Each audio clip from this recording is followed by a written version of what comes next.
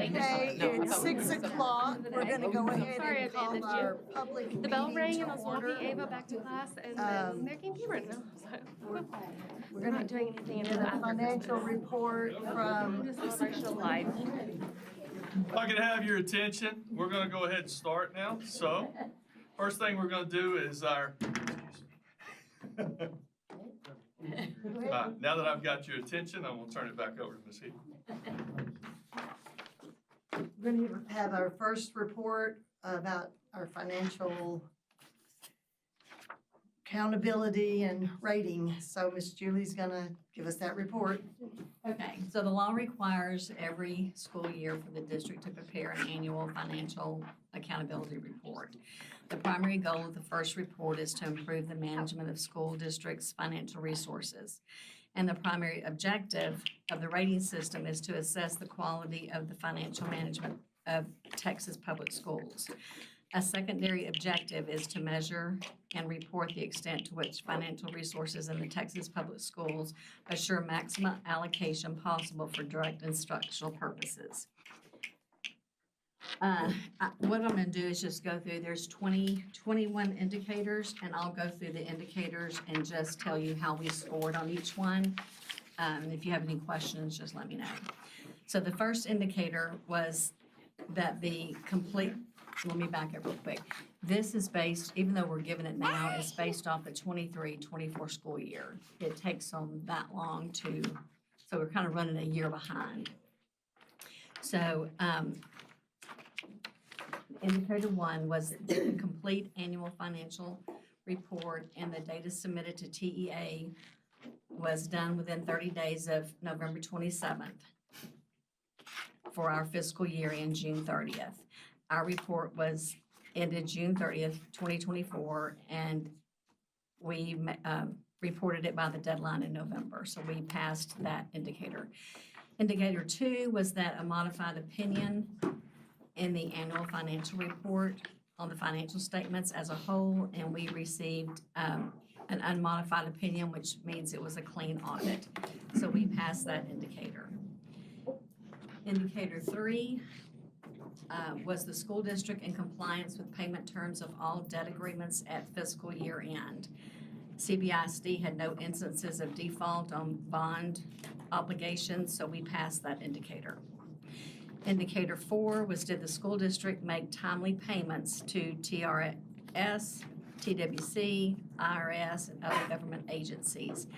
CBISD made timely payments to all listed government agencies.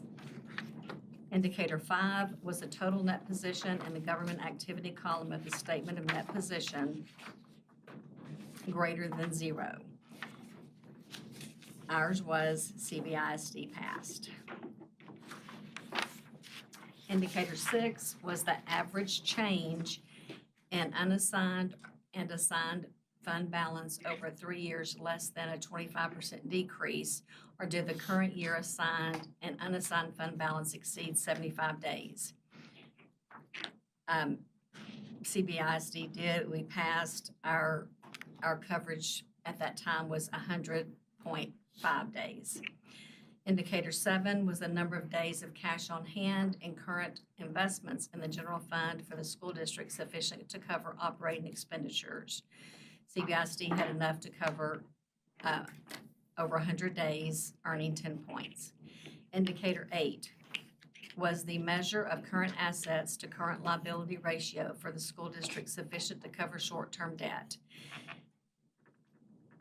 The district's current assets have to be 3 times greater than the current liabilities. Our ratio was 5.5 times greater, earning 10 points.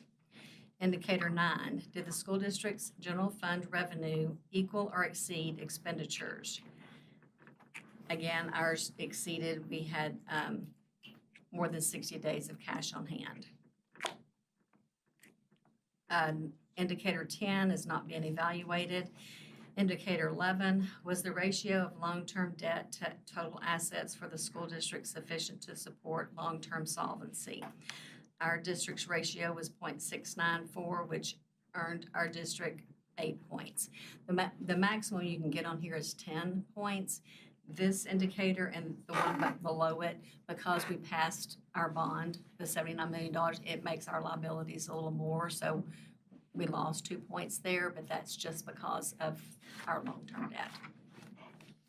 What's the correlation between future debt requirements and the district's assessed value?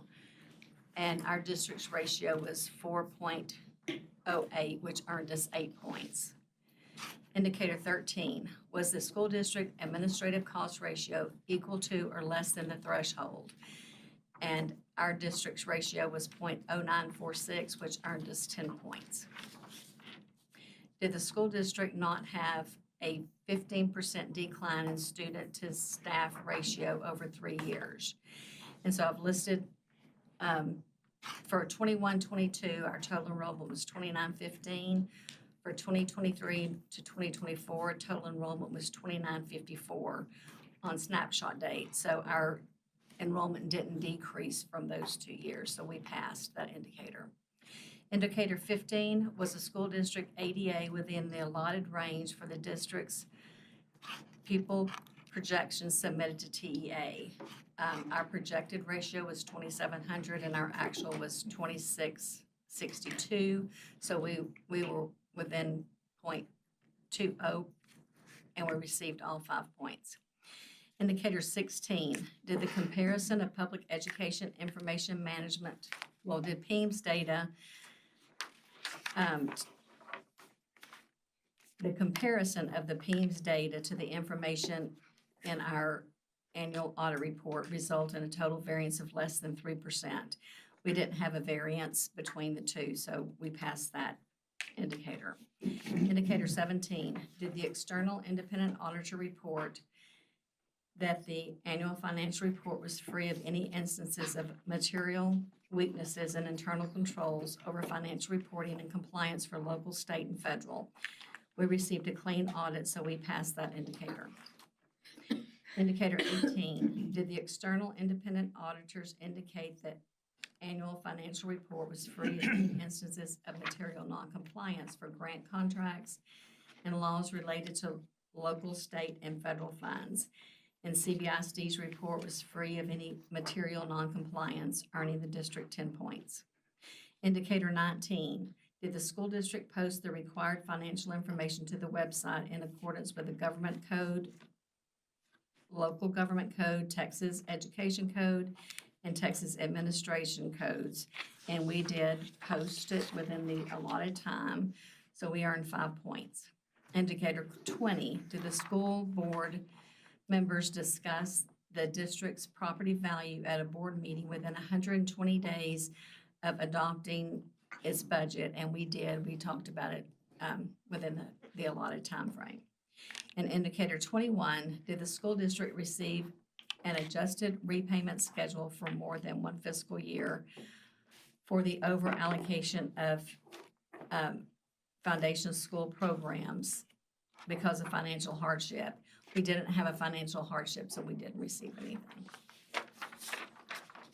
And then we're also required, y'all have the packet, if you go to page 13, we're required to show a 12-month period. Now, this is period ending June 30, 2024. And so for each person, we show, for meals, lodging, transportation, mileage, and conference. Go one more. To show what we spent on each person.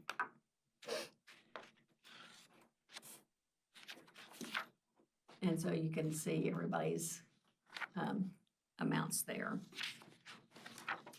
And then the outside compensation or fees for the superintendent for the past 12 months ending June 30, 2024.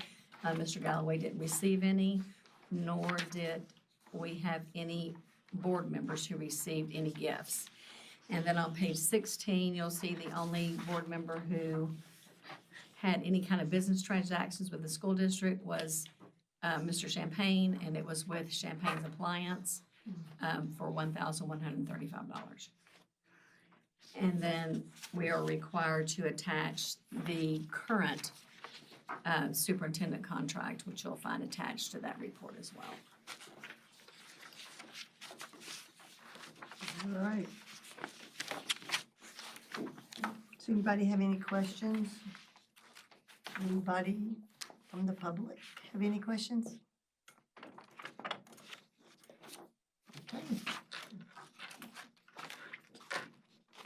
And we'll close that meeting and move to our regularly scheduled meeting. If you'll stand with me, I will do an invocation, and then we'll do the pledge.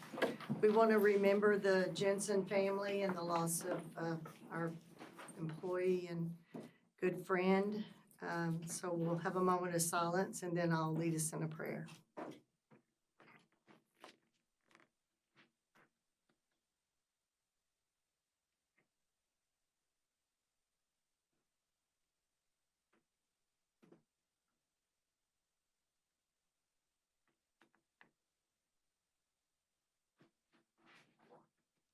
Our most gracious Heavenly Father, we thank you for this day. We thank you for those gathered here who have interest in our district and in the students who attend our district.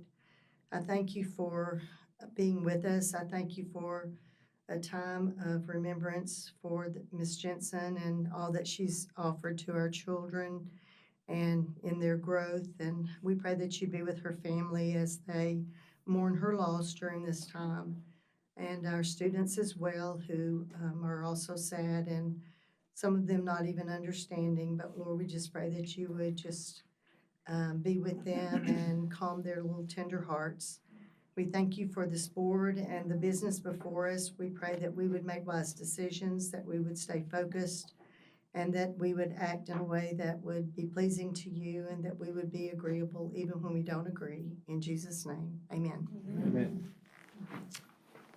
I pledge allegiance to the flag of the United States of America and to the republic for which it stands, one nation, under God, indivisible, with liberty and justice for all. Honor the Texas flag. I pledge allegiance to thee, Texas, one state, under God, one and indivisible.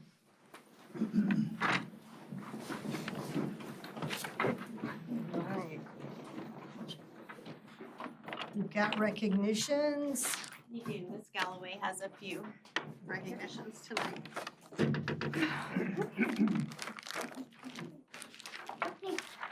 going to do it without crying, hopefully, but I didn't do campus communication, so it takes me longer. I'm saving time there.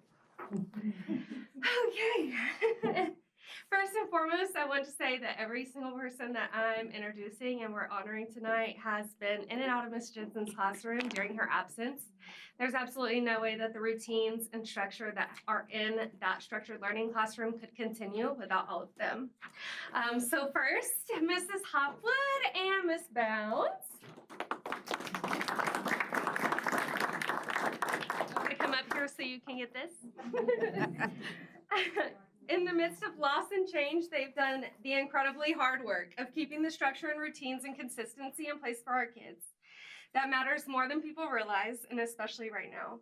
The care, intention, and steadiness they've shown made a difference every single day. They haven't missed a beat, and the work that they do is truly incredible. I'm very thankful for both of you.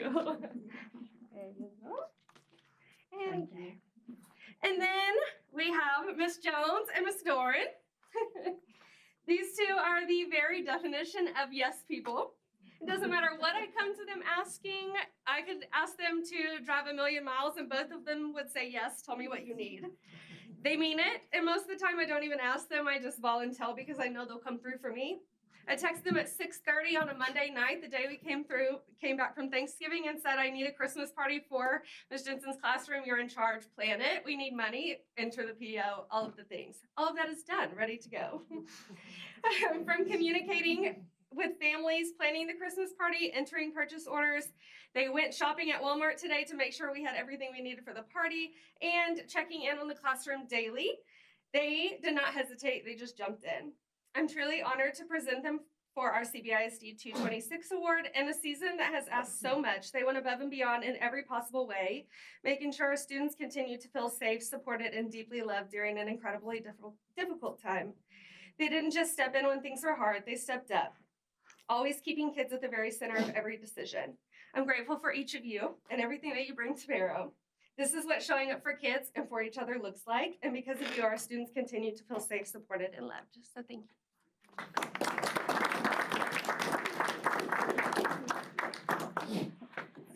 Quick picture.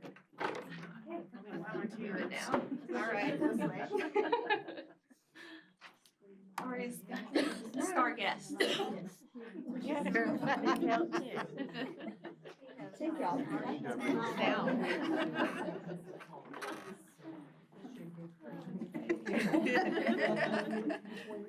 Turn and smile.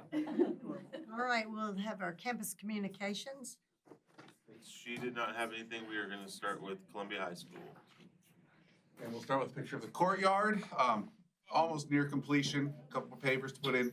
But here we've got Coach Carr has the kids out there with golf practice already. So they've been putting, chipping. He loves having that there. He said he's got a lot of kids that will not be able to get themselves down to the golf course. So this will allow him at least once a week to have practice chipping and putting with those kids. So courtyard is opening up. We are using it for lunch as well and in the mornings. So it's great to have that space back. Football team has received a lot of accolades. We had 18 different players receive accolades. Coaching staff of the year, and then we have the 3 highest accolades: utility player of the year, defensive player of the year, and MVP at Cape Though. So very proud of the football team and the things they accomplished, as well as the coaches this year. We had 2 signing day. We had 2 participants on signing day. So we had Adrian Hernandez, who is going to be a Dust Devil, and we have Dossie, who is going to be a Cougar. So it was a great ceremony that we had there for them. And then just last week, we had the band perform their Christmas concert. And you can see there was a lot of Christmas cheer with one of the pictures there. We had the Grinch playing along with the reindeer and a Christmas tree. So that was fun stuff. The Christmas choir concert is tonight. So didn't have pictures of that because it hadn't occurred yet. So, and then just some recognizing of students, our November Students of the Month. Culinary fed our staff today, and it was delicious. They had chili and chicken and dumplings, as well as a lot of Christmas treats. And there she has her kids building gingerbread houses as an activity for culinary, so I just wanted to share some of those things as well.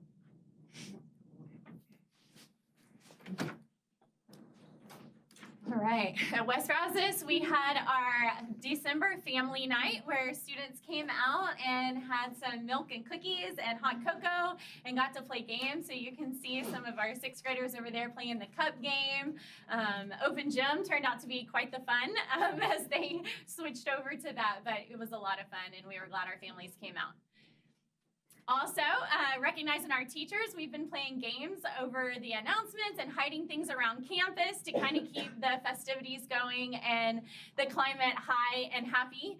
And so our teachers looked for elves and hidden all around campus and got rewards when they brought them down. And they are very competitive, very competitive.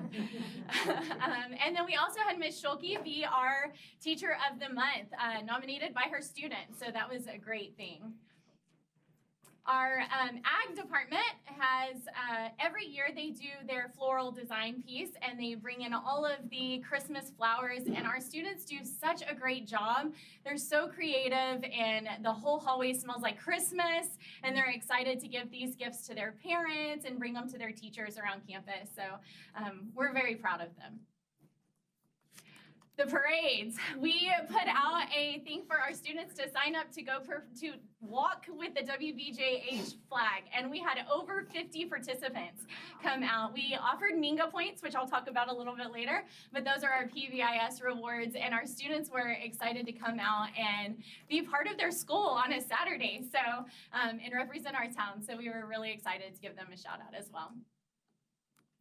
And we've switched over from tickets to a token economy online. And it has been wonderful because they are able to use their account as they wish. They have a menu and they get their points by attending outside of school extracurricular things. They also get points in class. Teachers use it for classroom management. And we came up with a student feedback form of all the things that they would like to exchange, and on Thursdays they get to exchange for their coupons, and then on Mondays after lunch they get to come up and exchange their coupons for their treats. So they can buy for friends, they can use them how they want, but it's there. Some are really saving and some are spending every point they get. So just wanted to showcase some of our kids and their excitement with ice cream sundaes are the most popular. So, and popsicles. Miss Columbia. All right, first I just wanted to share that our life skills students were able to visit in Missouri with Santa again and have a movie. It was a joyful time for all as usual. Also, we were honored to have our third grade Christmas program again this year. My favorite picture is the picture on the right of the audience because we literally had dads pulling out extra 200 chairs just to get people a place to sit because it was so well attended. We were very proud of how well the students performed and sang as well, and it definitely got us in the Christmas spirit. Also, we are very blessed at WCE. Our PTO has been spoiling us and treating us well. They catered a lunch for us again this year from Honorays, and Honorays actually donated the entrees and 2 desserts for our staff as well. So we appreciated that. Want to give them a little shout out. And then we just wanted to share with you some of the fun Christmas dress-up days that we've had at WCE. The hairs for Cindy Lulu and the Grinch has been a lot of fun and again, gotten us all in the Christmas spirit, made it fun to come to school.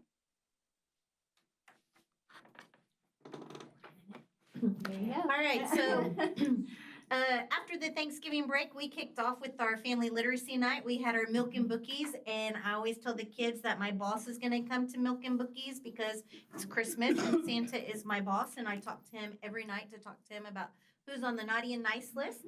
But the 2 pictures in the corners, bottom, top left, bottom right, are Mr. Raymond and Santa.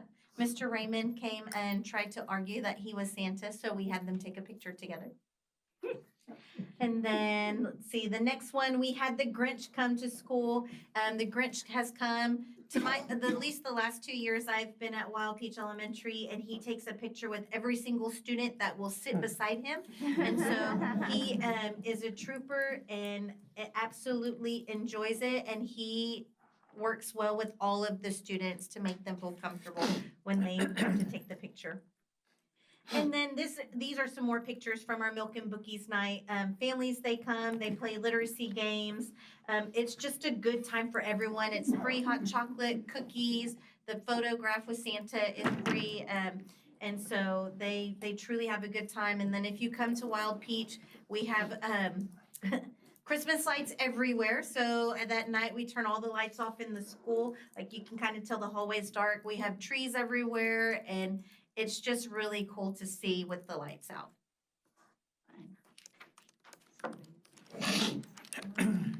Very good. Thank you very much. Do we have any citizens to be heard? Did anybody sign up? Okay, very good. Go to business items and start with reports. Do we have a maintenance report? Yep. Let's see. I'm back here. All right, hide now. I want to piggyback off what Mr. Kenny said, referencing the high school project that is wrapping up. As a matter of fact, this Thursday, Mr. Kenny and I are going to walk and do punch list items with them for the things that he's spotted and the things that I've spotted, just to kind of put a ribbon on that thing and, you know, put it out for Christmas. Following that, or addition to that, we're wrapping up the E3 project with all the mechanical and lighting and stuff. Over the Thanksgiving break, or just prior to, we had the last of the chillers installed out at the junior high. We're wrapping up the building automation systems where we're able to communicate and control with all the new pieces of equipment district-wide in relation to that project. And I have started compiling a utilities report so that we can do a cost comparison of what we were spending prior to this upgrade versus now, so we can actually see in black and white what our savings are. The water well is drilled. We are waiting for the water tank to be fabricated. Once that's completed, that will be installed along with the 2 little houses that contain and house the electrical and chlorine pumps. And we'll all be kind of integrated in with the ag barn that's which they have broke ground on. If y'all driven past there, you see all the dirt work going on. They're doing lime stabilization and stuff today, so everything's looking pretty promising on that, provided we get good weather. Otherwise, we're just trying to prepare for the coming break so that we can shut everything down and everybody can go home and relax and not have to worry about what's going on up here. Sounds good. And other than that, I don't know of anything unless you have any specific questions. So the E3 people are out? For the most part, I mean, Done. their main contact is, he comes down pretty regularly just to help finish up a few things, or hey, I'm having an issue with this. He will come down and facilitate the right subcontractors to get that straightened out, but for the most part, we're finished. We're substantially complete anyway. Mhm. Okay. Anybody have any questions? Comment? Thank you. Thank y'all. Have a good evening. Safety and security. All right, so you have a handout in your binder, just goes over what I'm gonna tell you. So just a few things to go over. So we were notified, and I touched on this in the last board meeting, but we have details now that we've been able to contact with TEA. We have been selected for a district vulnerability audit. Something that it's pretty new. You gotta do one every 4 years, and I think we're in the third of the first 4th year criteria. We've been selected, so what does that mean is TEA will be coming out on April 20th and 21st to do walkthroughs of our campus to check our security features. Additionally, I'm in the process of uploading a huge list of safety documents and procedures into Sentinel that they will bring with them. If you would like me to send you the rubric so you can see the things that they're looking for, I can do that. They're very good about at least providing us with the things that we're required to have. The purpose of the audit is to ensure that we have the safety documents and procedures that we're supposed to have as required by law. And then it's not a gotcha. There's not a penalty if you don't have things. It's just what'll happen is anything that we're not in compliance with, Mr. Galloway will get a report. We'll have a timeline in which we need to get into compliance. So actually looking forward to it. I say all the time, audit's not a bad thing, it's a good thing, tells us what we're doing wrong. And when it comes to safety, we want them to tell us if we're doing anything that we aren't doing. Safety audit cycle, just so you know, when you come to the board table next month, I'll have the safety audit report for Columbia High School, and then you will get a safety audit report for every campus after that. Some things that we've done for the high school. There's been safety questionnaires that have been sent out. Kids, it started with the students in the BIMS classes or in computer classes. We asked them to do safety. It's a safety questionnaire, and then we did a staff one, and then we also sent one out to parents. So in that report, I'll have some results for you to be able to look over that to see what their responses were. It's very similar to the ones that we've done in the past in the last 3-year cycle for those of you that were on the board before. Done walkthroughs, and we're in the process of completing safety templates that were required by Texas School Safety Centers. And again, we'll provide that report. I usually I'll do a couple little things simply because of the nature of it and the findings. It's not something that we really talk about in open session. So there'll be commendations, there'll be recommendations. So just so you understand what's going to be coming to you in the next however many board meetings. And then lastly, we had our Safety and Security Committee meeting. If you've never been to one, you need to come. It's great to see all the first responders that come out here, people that live here, that went to school here, that are working for DPS, police department, and are really interested in providing safe schools and communities for our people. Our next one's going to be on 13th, just to give you an idea of what we talked about. I included the agenda from the previous meeting. Our next meeting will be on May 13th. We're required to do one in the fall, one in the spring, one in the summer. And as a matter of fact, one of the things they'll be asking in the audit is for agendas and minutes from those meetings, which we have, so it's not a problem. If you have any questions, I'd be more than happy to answer them at this time.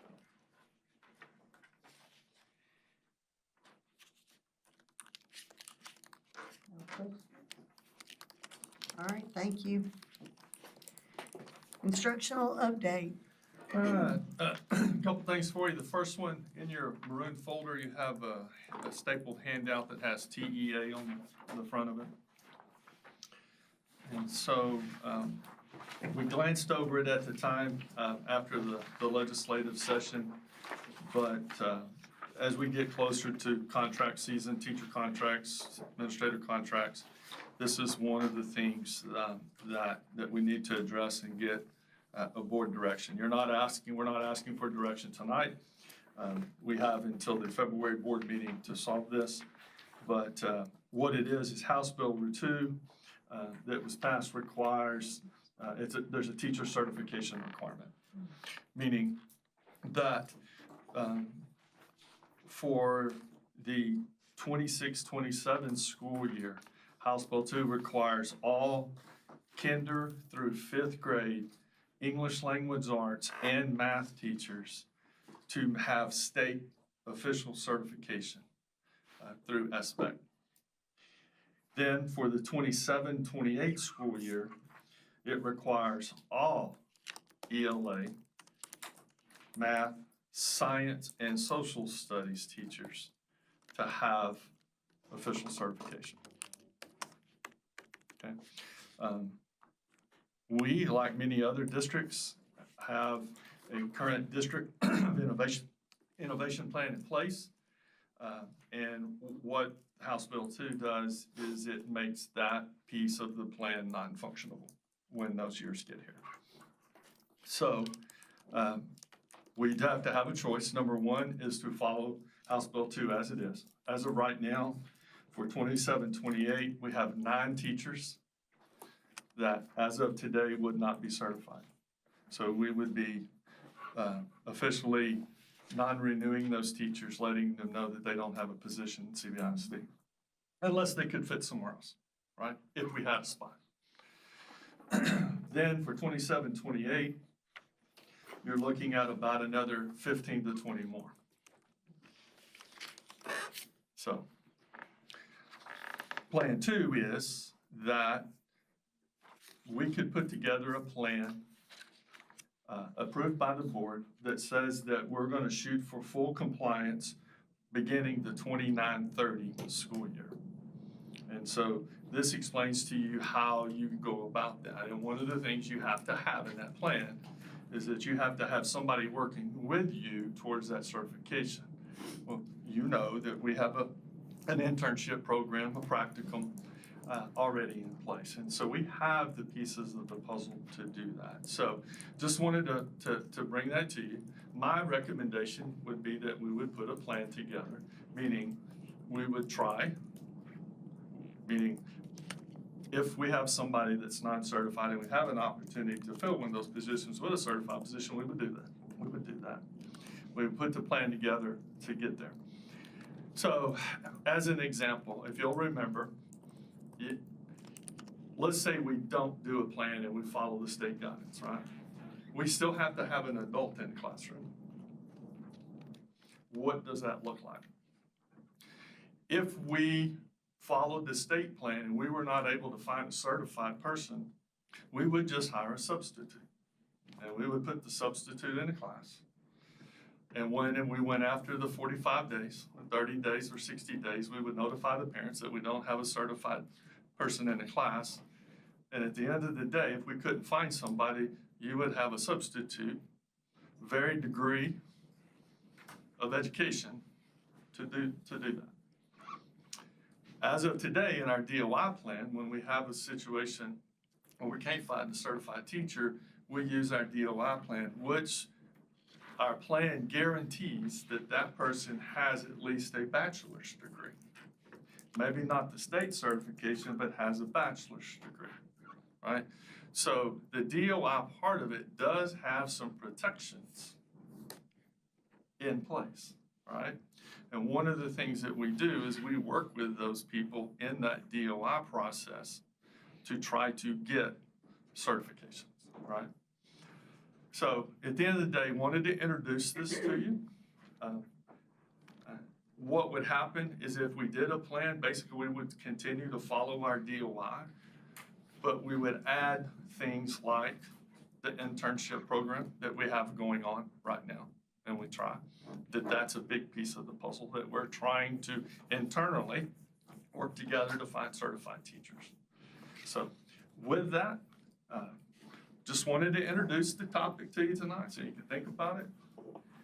Because it would affect over the next couple of years a good number of people. Now, explaining some of these situations. We may have somebody teaching Algebra 1 who has a 4 through 8 math certification. Okay. If they taught Algebra 1 at the 8th grade, they would be covered. But if they teach Algebra 1 at the 9th grade, they're not covered. Right? So not out of, I mean, some of these are very close, right? Sometimes we have somebody teaching 3rd grade ELA that's certified in grades 4 through 8 ELA.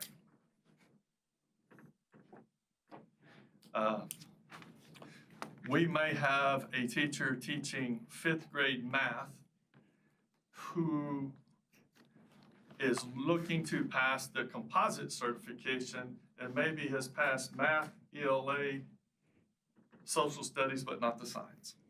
And so they don't have the total certification. So some of these are very close, right? Some of them are not.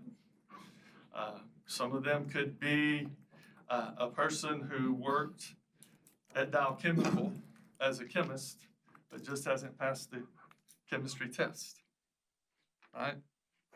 So some of these are very, very close. You know, if we were to put a plan together, we would continue to follow the DOI, meaning anytime we bring somebody to you, we hire somebody or we extend somebody, we would continue that DOI. This person's a DOI. Here's why we're bringing them to you. They don't have the certification, but here's what they do have.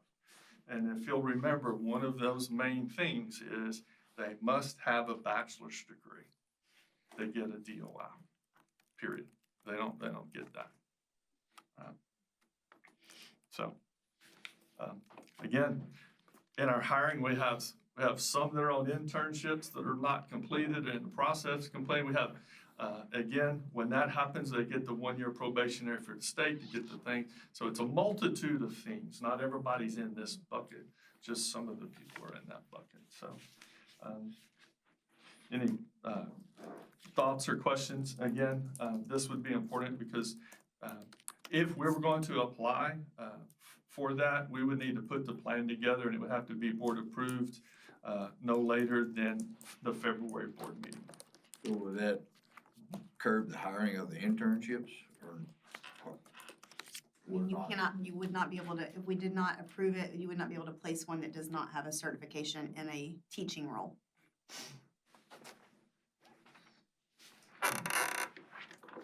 But once they're certified, they could be. Even an intern cert, we can put them in a teaching role for a year. even a current internship can get certified? So if they're going through an ACP program, then that first year, they take their content test, and sometimes there's additional tests that go into it. They can get a 1-year intern certification, and that covers them for that year. While they're teaching that year, they have to take their pedagogy or their classroom management type test, and then they can apply for standard cert after they complete that intern year.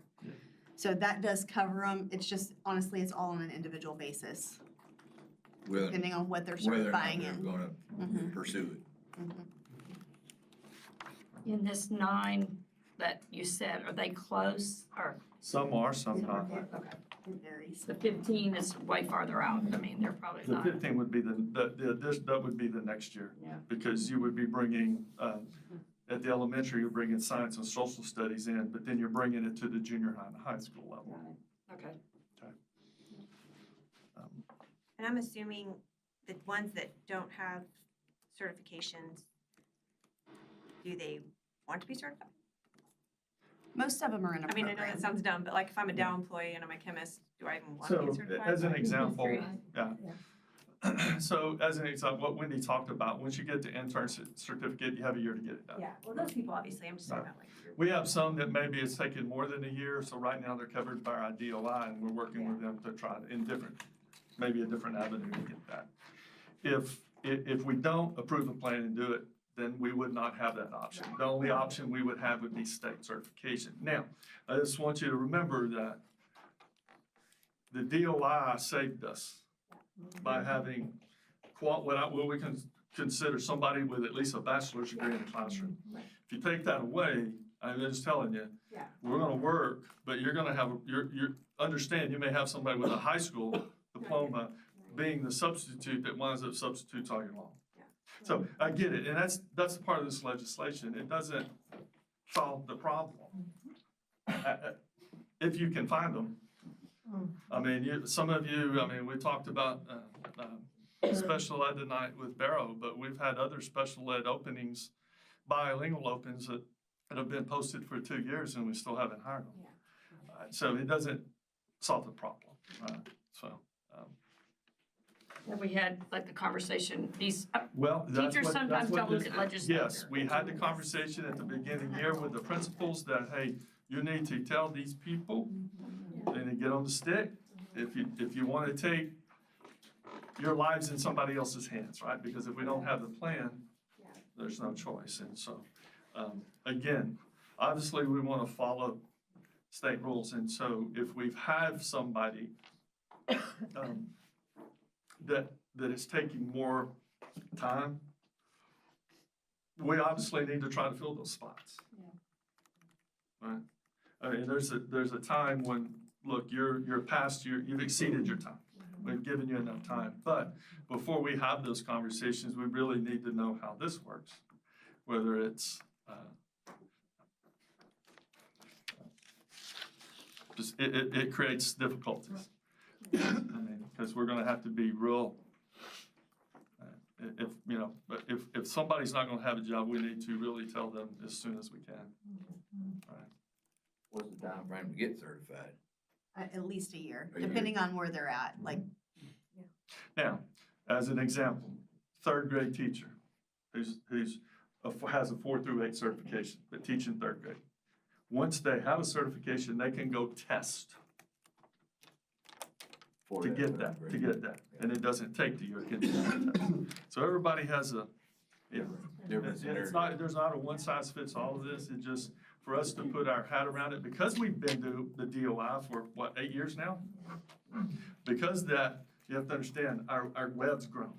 And then it got, shovel scoop underneath you took away the foundation. And so we got to know how that foundation is going to play out. Now, if you pay attention to board meeting agendas, there's been several districts that have opted to do a plan for the 29-30 school year.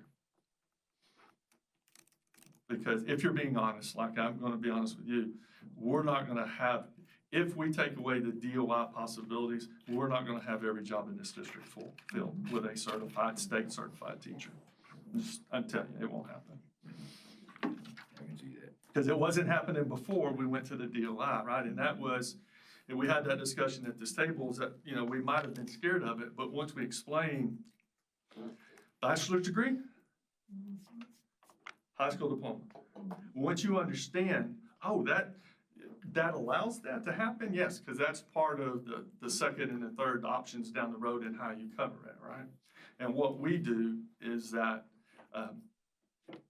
do use the DOI process to be able to have that bachelor's degree certification in the classroom in those, and we look for that. And so we DOI them as soon as we can, if that's something they choose to do. You said we have till the February board meeting to. We have to, it's like a March 6th deadline for us to submit. And so without having a special meeting, it would just be the February meeting. So the plan just extends the ability to have those people employed, right? Open-ended extension, or is it a limited amount of time? Well, it's any position 29-30, but part of our plan, we would have to identify how we're going to fill. Meaning, we would need to say, if we have somebody that's DOI, we're going to post that position and try to fill it, right? So Posted for certified. For a certified spot. So one of the things that changed, if you went back to legislation, if you'll remember, on our teacher certification scale, we have a state certified amount and we have a DOI amount, okay? One of the things that happens also, and when I say post a position, meaning once we hire them for a year, they get a year contract. But somebody that's a DOI gets what's called a non-Chapter 21 contract. Long story short, that means that if we come back the next year and say they don't have a job, the only appellate right they have is to come to the Board of Trustees. Somebody that has, if you have the state certified contract, you have Chapter 21 rights, which means now you come to the board, you can go to TEA, you can go to SPEC, you have the ability to take a step further. Long story short, a DOI contract is like being probationary. We don't really have to have it, we just have to say in the best interest of CBISD. Right. And so, yes, we would have to identify our process, meaning anytime we have a DOI, we're still gonna post those positions. And if we can't find, by a certain deadline, if we can't find a state certified person, or if the DOI person is better, we're gonna do that until that timeline runs out. We're gonna try to reduce it. But obviously, we don't wanna just fill it. We got one state certified person and maybe somebody from Dow Chemical that wants to teach science that'll take the test later. We hate to be put in a position where we have to do that, right? We want to do what's best for our kids, and it's really, the DOI has really paid benefits to us. So, anyway. Like I would like to bring this back to the table in the January board meeting, give you time to look at it. One of the things that we could do in executive session is actually bring you the list of employees of where you're at, right? In the position. And the positions and where they're at, right? Yes, how far they're off from target. Okay. Are most of them within that program or are there, no? No. And is the cost of them getting certified, if they're outside of the On them. program, it's on the employee? Okay, okay. Some are just lacking those final testings, aren't they? Some are close, yeah. Yeah. We have some that are close, we have some that, like I said, it varies. Yeah. Yeah. But one of the things we do, we have to light a fire at the end of the day, but again, just to understand how those things go, those contracts go to the principals. The principals are one that recommend it. So at the end of the day, it's a campus level decision, administrative decision on those things, unless it's not allowed. Right? So that's the way our DOI process is, that if we do a DOI, that the campus level presents the information that says they're qualified and they have the experience, they'll be successful in this assignment. And so we need to give the campus level some again, one of the things we've prided ourselves on for a long time is that nothing's a surprise, right? It's not a surprise. We've sat around the table and said we expect our campus principals to make sure it's not a surprise. So if something, we got to decide what it's going to be, right?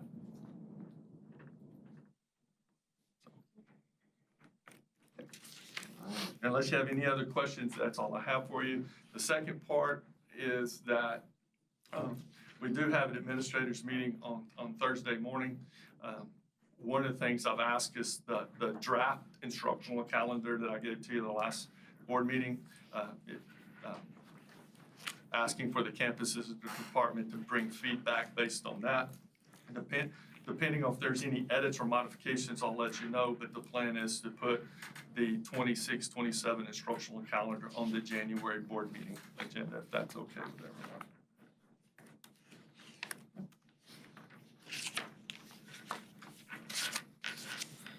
everyone. And that's all I have for instruction.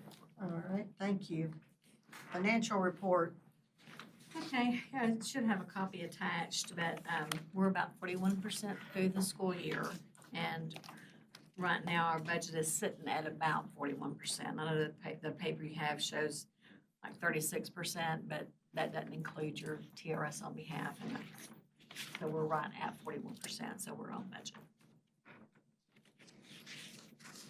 And then the revenue, it's coming in January, February. You'll see it jump just because property taxes are being paid in December and January, so that number should come up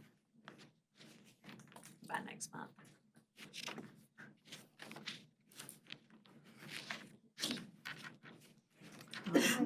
Anybody have any questions? Okay, thank you for that. Bond report. Okay, pretty simple. Justin kind of explained it. When we come back from Christmas holidays, more or less the high school is finished. All the security, the gates, the painting, repainting of the band practice area, parking lot in the back, all those final touch-ups will be done by the time we get back from Christmas. So the Dramala trailer will be gone. The only Dramala thing you'll see will be at Wild Peach. Other than that, at some given point, we still do have some remaining money, and we've identified roofs. So I would suggest that at some point that we get Justin in here and ask him to provide a kind of a pecking order, if you want to call it that, most important. What do you think we should do first, second, third? And then we work to identify how we're going to handle that group of roofs.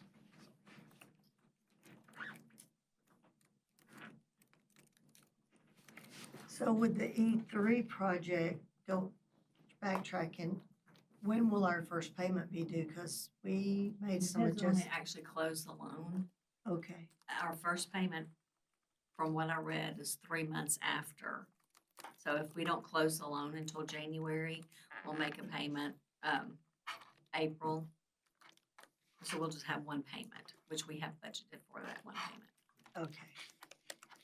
So I think it got finished a little earlier than maybe we Yeah. thought. Yeah, we were thinking February. Well, they're not done. They're not done yet. So like on the HVA system, some of the programs aren't running. Maybe the unit's running, Okay. but that's when he was talking about some of the programming's not, meaning it's not, we're not stopping and starting. As an example, during the roofing issue at West Columbia Elementary, in one of the rooms, the heater kicked on one side of the room and the air conditioner kicked on the other side of the room because the controls are not working. This one forced the room to get so cold that the heater kicked on this one, right? And so those two are fighting against one another to try to get the climate right in the classroom. So those kind of things, they're meaning Justin is not going to sign off that we're done until all of those things are taken care of. So I see this taking a little bit more time to get solved. Kind of backing up a little bit with the high school and Dramal and all that fixing to pull out. What is kind of like a hope? Will they come back and fix anything? What's that timeline look like for them to come back? So, yeah, there's already a punch list going that's being addressed. Like 1 year, 18 months? How long will they give us, for workmanship? Like if we find. Oh, depending upon, so most warranties are anywhere from, general warranties are mostly a year. Yeah. I was just curious what theirs was. Everything generally is mostly a year. Now, when it comes to, the other technical, we bought the chillers, 10 to 15, whatever it may be, but it's, what will happen is Dramala, like when we built the 6th grade building, anything we had, because of the business relationship we have with them, they help us navigate that channel. So is that, I guess that hard date, has that been set yet? No. No? Okay.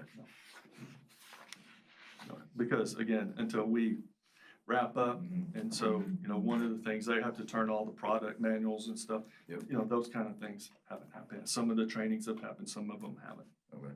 Right. I didn't know if there's a hard. Meaning we can't do, like, if the HVAC is not, we can't do the HVAC training because it's not working properly yet, right? And so, yeah, we don't have hard dates on all those things.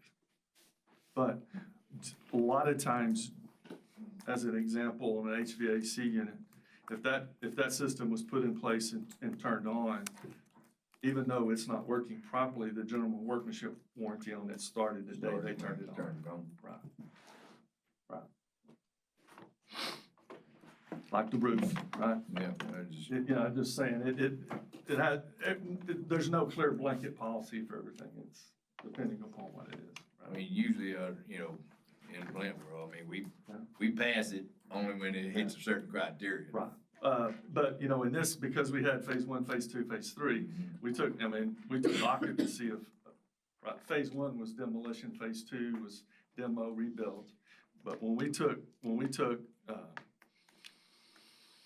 possession, if you wanna call it, the gyms and the ag shop area, that was that hard date, because we got into that a year early, right? That was part of the process, because if we didn't do it, we wouldn't have been able to. So you'll have several hard dates. Correct. Depending upon where it's at and what piece it is, yeah. And so we had to add phase two to the insurance. If you remember Julie talking about property and windstorm insurance when we did that. So yeah, it's not this, there's several Not different all- dates, yeah. I Mhm. got you. Yeah. You keep up with that? Best I can. But I will say this, everything is on paper and structured, and we know where it's at versus, you know, not being able to find plans from something years ago. So yeah, we have that. So everything's in a binder. We've got a roofing binder, we've got HVAC binder, right? Those kind of things. Anybody else have any questions? All right, thank you for that bond report. We'll go into our action items. We need to consider the approval of the financial report and the audit for the year ending June 30th, 2025.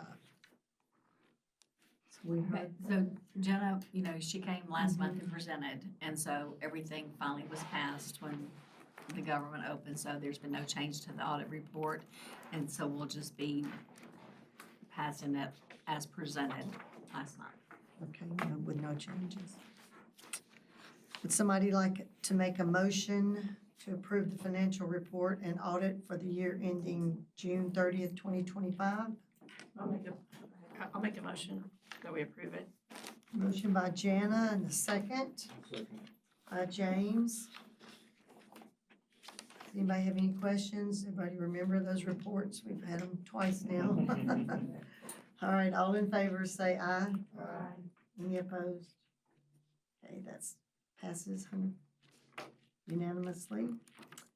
And then we've got the Barrow book list coming up. We've done this twice with the other schools, so nothing So new. Sam, will we follow the same process? Yes. Okay. Someone like to make a motion that we approve the book list for Barrow Elementary? I'll make a motion that we approve the Carroll Elementary book list. All right, motion by James, second by Jana. All in favor, say aye. Okay, unanimous.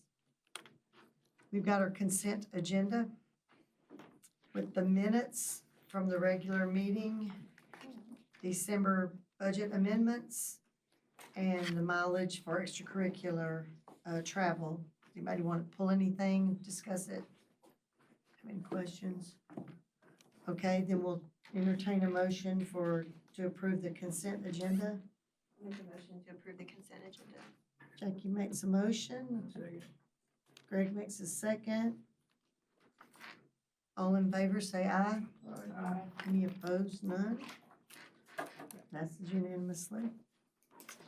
All right, that's it for our open session. We will go into closed session to pursuant to the Texas Governmental Code, the Open Meetings Act, to consider the employment of professional personnel, discuss the resignation and retirement of professional personnel, discuss the performance of personnel,